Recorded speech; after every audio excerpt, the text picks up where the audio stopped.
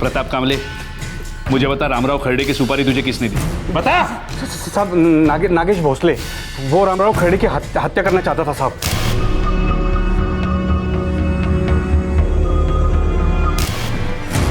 कौन नागेश भोसले? साहब वो भी सोलापुर में रहता है, वो काम पुणे में करता है। क्या काम करता है? वो क्या काम करता है? सब वो सब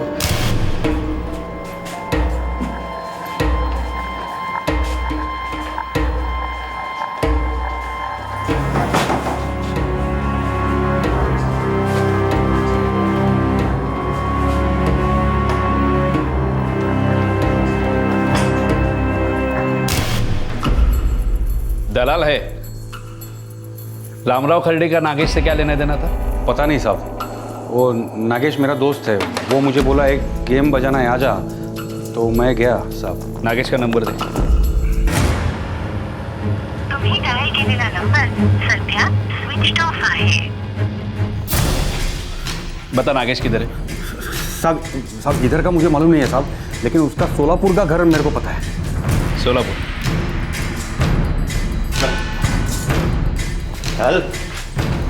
अहो साहब, इस मर्डर से मेरा कोई वास्ता नहीं है। मैंने तो सिर्फ वो मोबाइल सेकंड हैंड में खरीदा था। इस सब के बारे में मैं कुछ नहीं जानता। मुझे लगा कि वो मोबाइल प्रताप का होगा। ये आगे के लिए दस्तक है, पूरी इंक्वायरी करने के बाद चीजें खरीदना। चल। ये तो सर चल।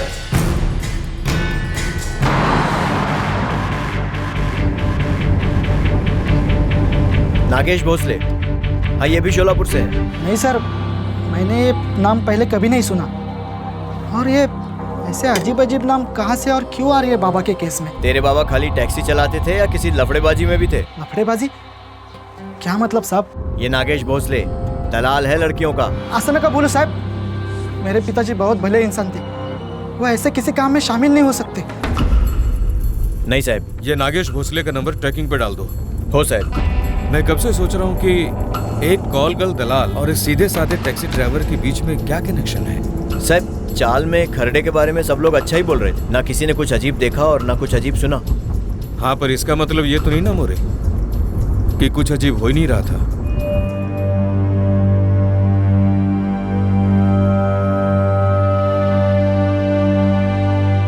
मंदर, तुम्हारे बाबा क्या? नहीं, वो ऐसा कुछ करते थे क्या जो मुझे नहीं पता? मला नहीं माहिती। मेरा मतलब था, तुम बाबा के बारे में ऐसा कुछ जानते हो क्या जो मैं नहीं जानती? बोला नाही माहित मला, मैं कुछ नहीं जानता।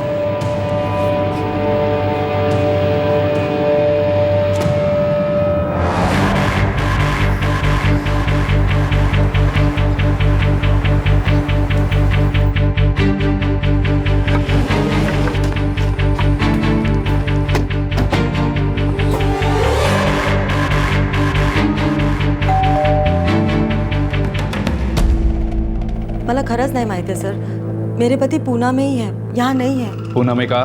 पता नहीं, और अगर आपको पता चले तो मुझे भी बता देना, और ये भी बता दीजिएगा कि वो काम क्या करते हैं। पति है आपके? तो क्या सब पति अपनी पत्नियों को सब कुछ बताते हैं? 8 साल हुए आपकी शादी को। साल गुजरने से दूरियां कम नहीं होती, अक्सर बढ़ जाती है। सर मैं सच कह रही हूँ, मुझे मेरे पति के बारे में कुछ नहीं पता। नागेश भोसले लड़कियों का धंधा करता है। क्या?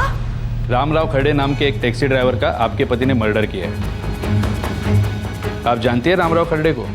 मैं रामराव खर्डे को नहीं जानती, मैं कुछ नहीं जानती इंस्पेक्टर। हो सकता है कि आप कुछ नहीं जानती हो, या फिर यह भी हो सकता है कि आप सब कुछ जानती हो। साहब औरत झूठ बोल रही है, कुछ छुपा रही है, साफ नजर आ रहा था उसके चेहरे से। आपने देखा रामराव खर्डे का नाम सुनते ही कैसे फेस चेंज हो गया था उसका? एक काम करो, इस औरत का नंबर ट्रैकिंग पे डाल दो। साहब ऐसा लगता है नागेश भोसले कोई और नंबर इस्तेमाल कर रहा है। The number you have dialed is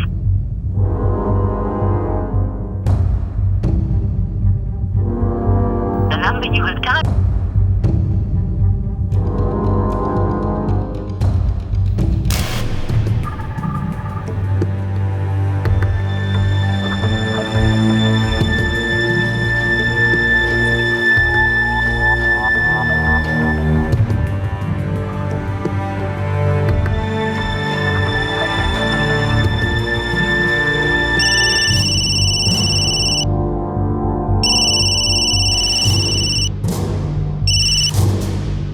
hello. Ramrao खड़े? हाँ बोलते हैं, अपन कौन? मैं सोलापुर से बोल रही हूँ, नागेश भोसले के घर से। हाँ बोलिए। आपसे मिलना था, कुछ अर्जेंट है। क्यों, क्या बात है?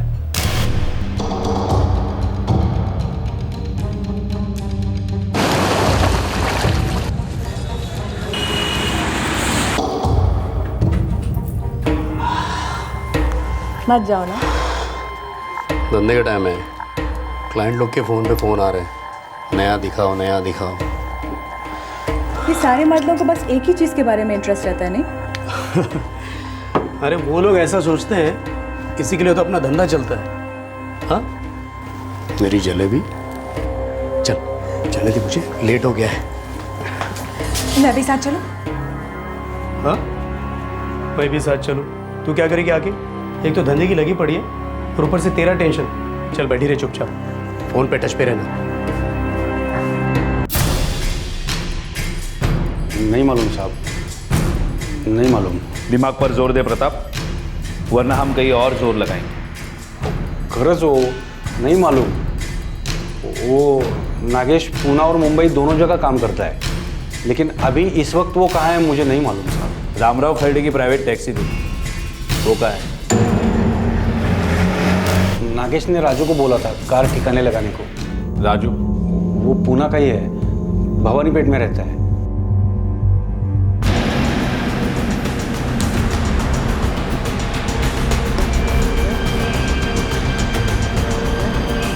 चल साहब, मैंने कुछ नहीं किया, मैं सच बोल रहा हूँ साहब। साहब मुझे कुछ मालूम नहीं साहब, नहीं किया साहब। साहब कुछ नहीं किया मैंने साहब। गाड़ी छोड़कर कहाँ भाग गया था?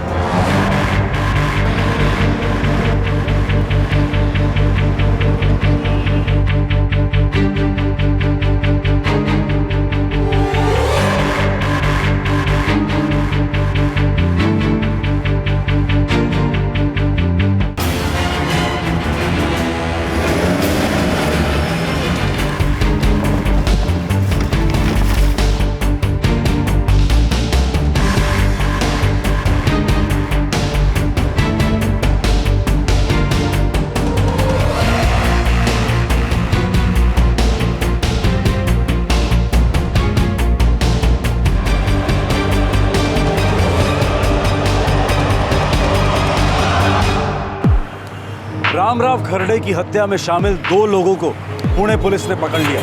रामराव की टैक्सी भी मिल गई और कत्ल में इस्तेमाल किया गया चाकू भी बरामद कर लिया गया। लेकिन रामराव खर्डे की हत्या का कारण, वो राज सिर्फ एक ही आदमी जानता था।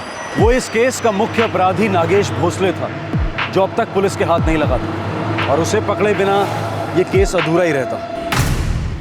साहब, ये नागेश भोसले कोई बहुत बड़ा खिलाड़ी नहीं है, लेकिन छोटा भी नहीं है। 8-10 लड़कियां तो उसके साथ रहती ही रहती है, मुंबई पूना दोनों शहरों में। कहाँ मिलेगा कहाँ है नागेश? ये पूना में तो पक्का नहीं है साहब अभी। फिर पूना में होता है तो कहाँ होता है? पूना में वो होटल है ना साहब, गुनगुन, उसमें रूम फिक्स रहता है उसका। वो फर्ग्यूसन रोड वाला? हाँ साहब, सप्लाई पे वही से होती है। छोटे बड़े सब व्यापारी आते हैं वहाँ 1-2 रात के लिए। साहब वो नागेश और उसकी लड़कियाँ मस्त नोट छापरेला है, एक नंबर।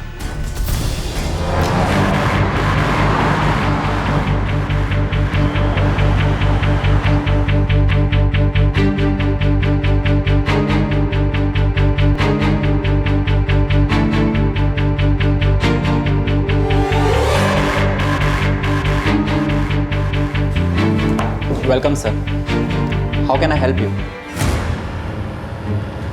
देखिए, आपको किसी ने गलत खबर दी है। हमारे यहाँ ये सब नहीं होता। पक्का आपको गलत टिप मिली है। देख भाई मैनेजर, अगर तूने हमें नागेश भोसले नहीं दिया तो एक बात तो पक्की है, ये तेरा होटल कबाड़खाना बन जाएगा और तुझे हम नागेश भोसले बनाकर किसी अंधी गली में ठोक देंगे। मंजूर है? वो नागेश? वो नागेश क्या? वो यहाँ आने वाला है। कब?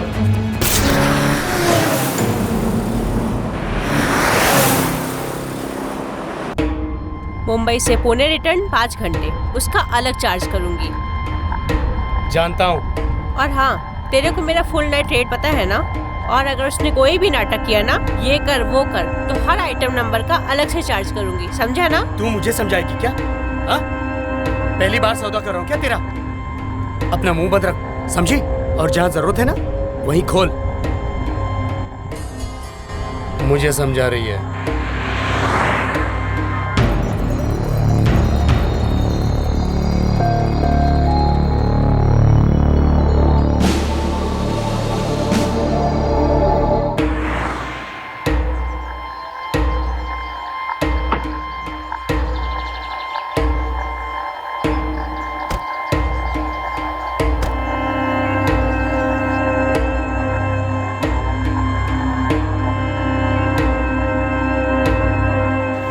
Excuse me, 405।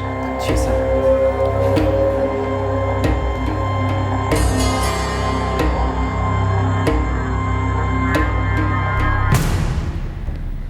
नागेश भोसले। आप कौन?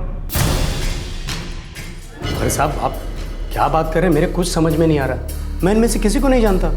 कौन प्रताप कामले, कौन राजू टकलिया, कौन रामराव खरड़े? सच में? हाँ साहब। पर इन तीनों के नाम तो तुम ऐसे ले रहे हो जैसे ये तुम्हारे लंगोटिया यार है। और हम में से किसी ने तुम्हें ये नहीं बताया कि राजू का पूरा नाम राजू टकले है। तो फिर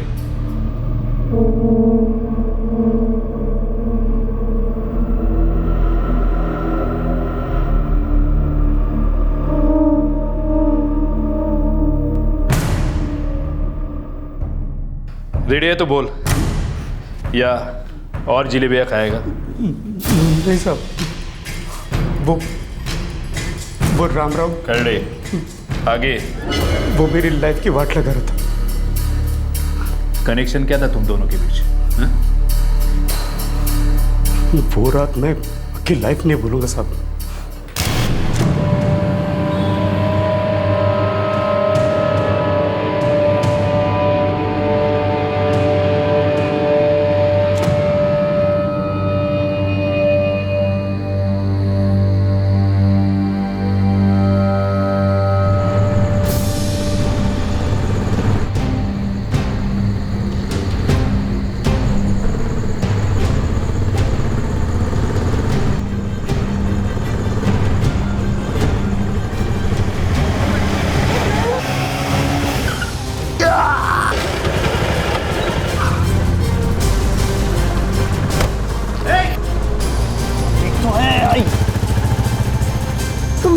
मेरा हाथ ठीक है, हम लोग हॉस्पिटल चलते हैं। आइए आइए आइए।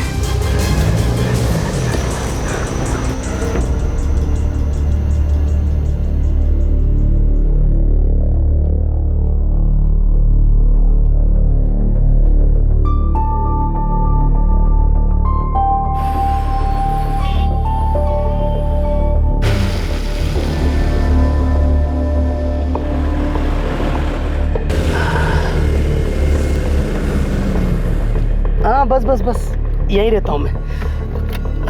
कितना हुआ? नहीं साहब। अरे नहीं क्या, वैसे भी मुझे टैक्सी की जरूरत पड़ने वाली थी, किराया समझ के रख लो। वैसे भी ये टैक्सी प्राइवेट टैक्सी है सर। तो क्या फर्क पड़ता है, चलो रखो चुपचाप। आप संभालिए। हाँ हाँ डोंट वरी। हाथ संभालिए, मैं आपको घर तक छोड़ दूं। अरे नहीं नहीं, आपने इधर तक मदद की यार, यही काफी है। आपको एक विनती है साहब, ये पैसे रख लीजिए। अरे मैं मदद करने में विश्वास रखता हूँ, मदद के पैसे नहीं लेता साहब। आप भले आदमी लगते हैं यार। पता नहीं साहब, अपना काम कर लेता हूँ बस सर। मेरे लिए काम करोगे? मुंबई पुणे में डेली अप डाउन करता हूँ, महीने में 4-5 बार हो जाता है। अब फिक्स दूंगा लेकिन। ज़रूर करूँगा साहब, मेरा काम ही टैक्सी चलाना है। बस आप पहले ठीक हो जाइए। नागेश भोसले। रामराव करड़े साहब। एक रात ने दो अजनबियों को इंसानियत और मदद की डोर से बांध दिया। रामराव ने घायल नागेश को सही सलामत घर पहुंचाया और नागेश ने उसे रेगुलर काम दिया जिसके रामराव को अच्छे पैसे मिलते थे। फर्स्ट क्लास दोस्ती की स्टोरी में ये खून खराबा क्यों हुआ नागेश? फर्स्ट क्लास तो रामराव की लाइफ हो गई थी साहब। मैं उसे हर दूसरे दिन मुंबई पुणे का अप डाउन भाड़ा दे रहा था, माला माल हो रहा था साहब।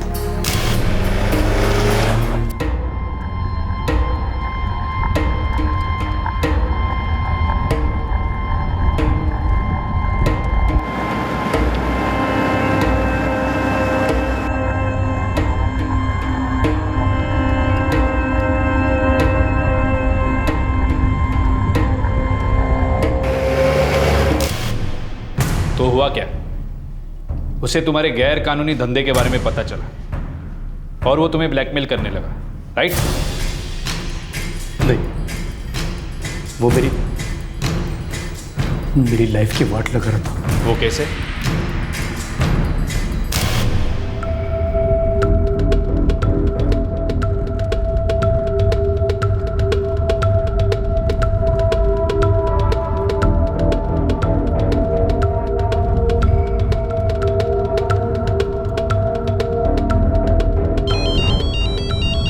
एक मिनट। हेलो, कुठे आहेस तू? मुंबई में हूँ, काम पर। थोड़ी देर में करूँ? 2 हफ्ते से मुंह नहीं दिखाया। जब भी फोन करती हूँ फोन स्विच ऑफ आता है। ऐसा क्या काम कर रहे हो मुंबई में? लौट के बताता हूँ, आज रात की ट्रेन है। नहीं, मुझे अभी बताओ। ऐसा क्या काम कर रहे हो मुंबई में, वो भी पूरे 2 हफ्ते से? अरे मैं काम के बीच में हूँ। किस काम के बीच में हो? बोला ना, आके बताता हूँ। अच्छा, मतलब तब तक कोई और झूठ सोच लोगे, है ना? रामराव, पुणे। हाँ साहब। मैं भी पुणे चलूंगी। चलो। कौन सा वाला अच्छा है?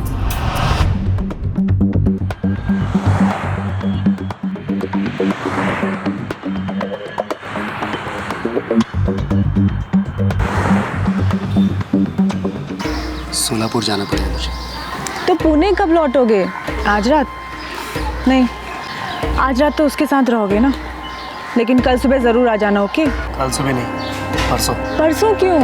मैं यहाँ पर अकेली बोर हो जाऊंगी। और मैं वहाँ तड़पूंगा अकेला, उसका क्या? सोनू, बीवी के साथ में रहूंगा ना, तो मेरे माइंड में तो ही रहती है, समझी? सच्ची? जल्दी आना, ओके? ठीक है। रामराव, सोलापुर। जहाँ बोलेंगे वहाँ साहब। चल आइए।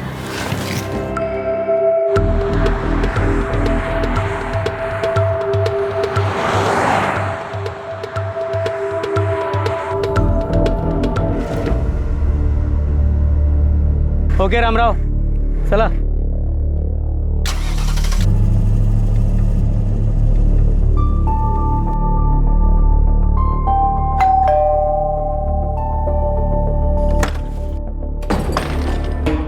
आ गए तुम?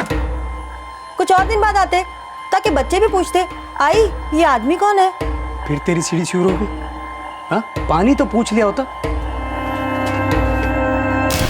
तुम्हारी पत्नी मीना को तुम्हारी मुंबई की दोस्त सुनीता के बारे में पता चला? जी, पता चला। नागेश, कौन है ये सुनीता?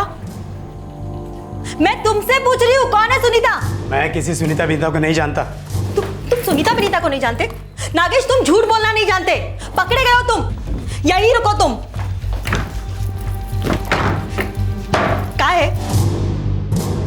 किसका बैग है ये? सुनीता का या विनीता का? और ये नागेश? हाँ, किसका फोटो है ये?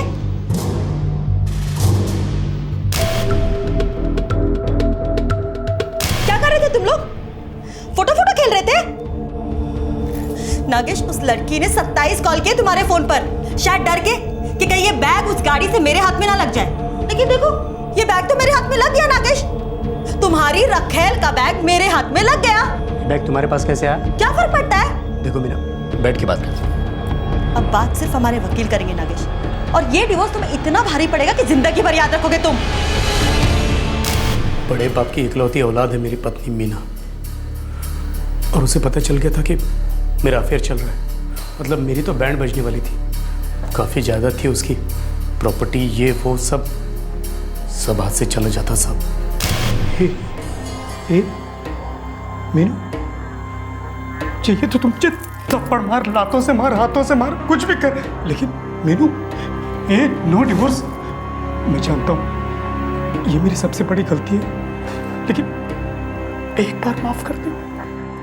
डिवोर्स नहीं, अगर अपने बच्चों की खातिर का, अपना मिला जुला खून, अपने प्यार के निशाने मीनू, उनकी कसम तुझे एक बार माफ कर दे।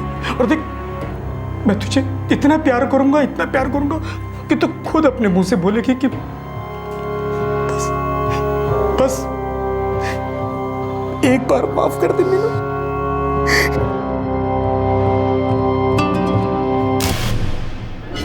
मीना के पैरों पे गिरकर गिड़गिड़ाकर मैंने अपनी शादी टूटने से बचाए थे सब, लेकिन ये खतरा हमेशा रहता था कि वो मुझे छोड़ के चली जाएगी। वो छोटी छोटी बात पर पुरानी बात को रहती थी। मतलब मान लो कि एक तरीके से मेरा ब्लैकमेल चल रहा था। रामराव खरड़े को इस सब के बारे में मालूम था? बिल्कुल मालूम था साहब। उसी की वजह से तो मुझे अपनी बीवी के सामने रेंगना पड़ा था। चुगलीखोर कहीं का। तुम्हारे कहने का मतलब ये है कि रामराव खरड़े ने तुम्हारी पत्नी मीना को तुम्हारे अफेयर के बारे में बताया? और कोई हो ही नहीं सकता साहब, वही होगा। नागेश भोसले ने यह अनुमान लगा लिया था कि रामराव खरड़े ने मीना के सामने उसके अफेयर का भांडा फोड़ दिया था, लेकिन ये सच से कोसों दूर था। मीना जी, आपके पति के अफेयर के बारे में आपको रामराव खरड़े ने बताया?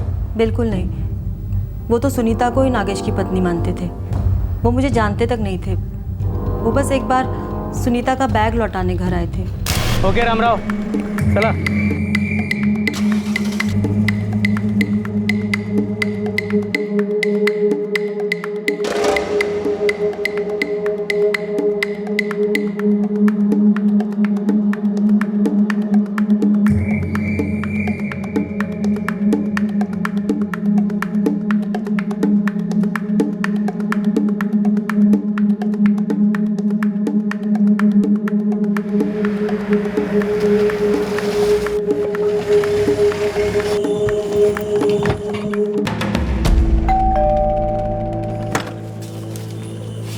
जी नमस्कार। नमस्ते। मैं नागेश जी का ड्राइवर रामराव खरड़े। वो उनकी मिसेस गाड़ी में बैग भूल गई मैडम।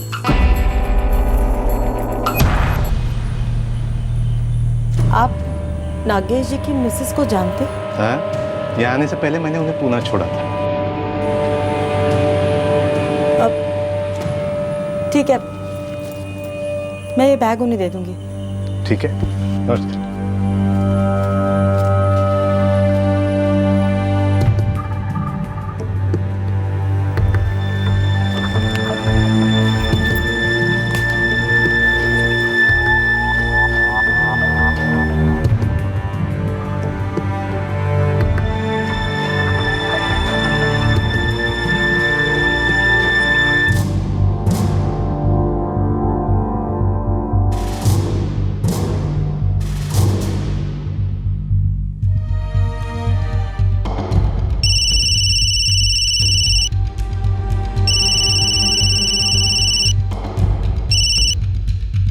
हेलो, रामराव खरड़े?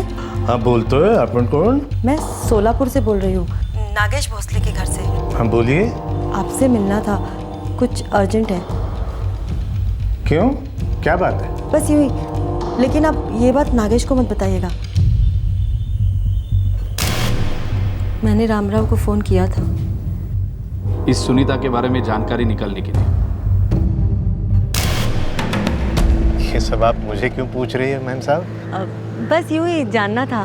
देखिए मैम साहब, नागेश जी ने एक बार मुझे उनकी पत्नी सुनीता जी से मुलाकात करवाई थी। वो मुंबई में रहती हैं और मैं नागेश जी को हर तीसरे दिन पुणे से मुंबई ले जाता हूँ। अच्छा, तो नागेश जी की पत्नी सुनीता जी मुंबई में रहती है। एक बात बताइए खरड़े भाऊ, ये नागेश जी पुणे में करते क्या है? और मुंबई में सुनीता जी को ही मिलने जाते हैं या कोई और काम भी है वहाँ पर उनका? पता नहीं मैम साहब, मैं ड्राइवर हूँ, गाड़ी चलाता हूँ साहब की। लेकिन आप बताती क्यों नहीं है कि आप उनकी कौन लगती है और ये सब मुझे क्यों पूछ रही है? मैं उनकी एक रिश्तेदार हूँ और ये सब नागेश को बताने की ज़रूरत नहीं है, ठीक है? क्या मैम साहब? यही कि आप बैग लौटाने आए थे और मैं आपसे मिली, सुनीता के बारे में पूछा, बस यही सब, ठीक है?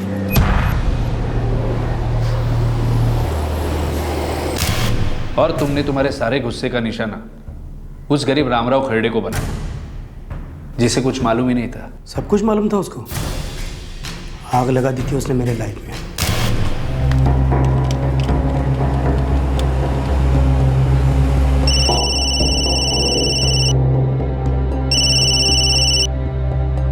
नमस्कार साहब। रामराव, आज रात को सातारा। कितने बजे आऊँ आपके घर पिकअप करने साहब? अरे नहीं, इतना टाइम नहीं है अपने पास। 1 घंटे में निकलने अपने को। एक काम करता हूँ, मैं आता हूँ तेरे इधर, साथ में निकलते हैं। ठीक है साहब, मैं तैयार हूँ। ओके चल।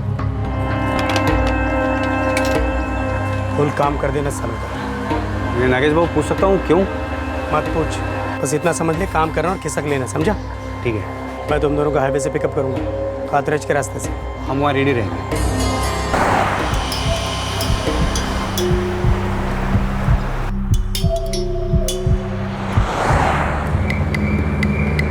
क्या बात है साहब, आज कुछ मूड नहीं लग रहा आपका? अरे नहीं, राम राम, जरा आगे लेफ्ट में रोक देना, मेरे 2 बंदे आ रहे हैं। जी साहब।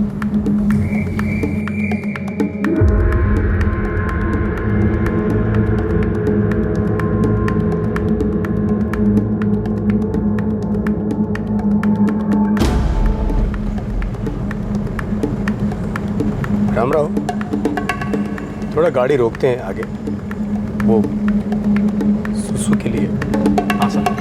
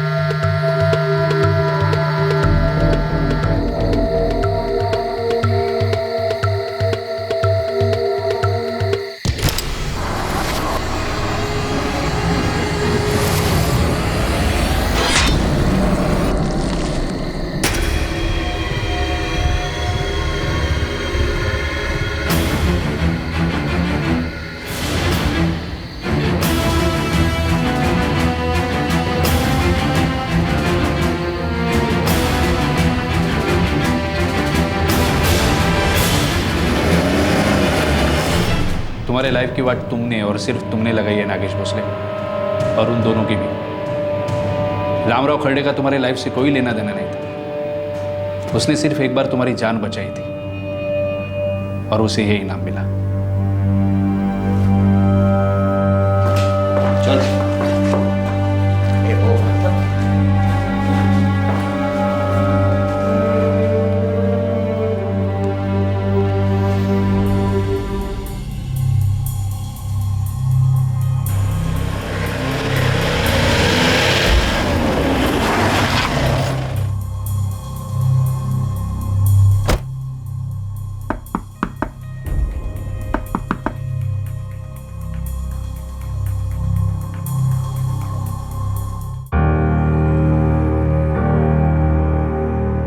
सभी खूनी पकड़े गए। आपके पति भले आदमी थे, उन पे कोई दाग नहीं है। फिर क्यों मारा मेरे बाबा को? नागेश भोसले का शक, उसका डर और उसके गेट ने तुम्हारे बाबा की बलि ली मंदार। पर अब नागेश भोसले उसकी कीमत चुकाएगा।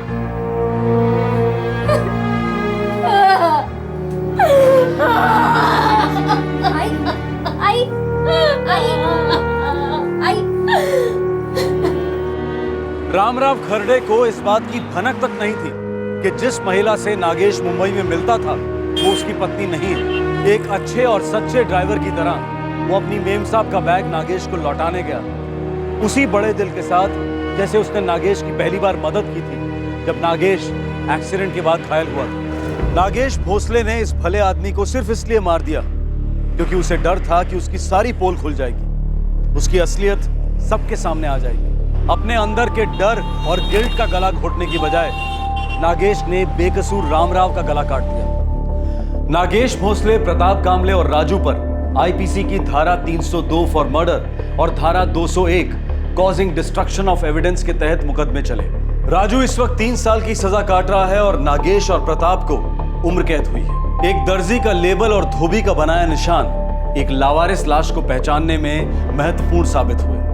और फिर पीड़ित का मोबाइल फोन जो सेकेंड हैंड बेचा गया था वो इस इन्वेस्टिगेशन में स्टार साबित हुआ। और फिर जल्दी ही पुलिस ने सभी गुनहगारों को पकड़ लिया। ये केस एक क्लासिक उदाहरण है इस कहावत का कि क्राइम नेवर पेज। जुर्म हमेशा सुराग छोड़ ही जाता है, इंसाफ के दरवाजे पर दस्तक दे ही देता है। जुर्म कभी छुप नहीं सकता। किसी की जान लेने से आज तक किसी की जिंदगी बनी नहीं है।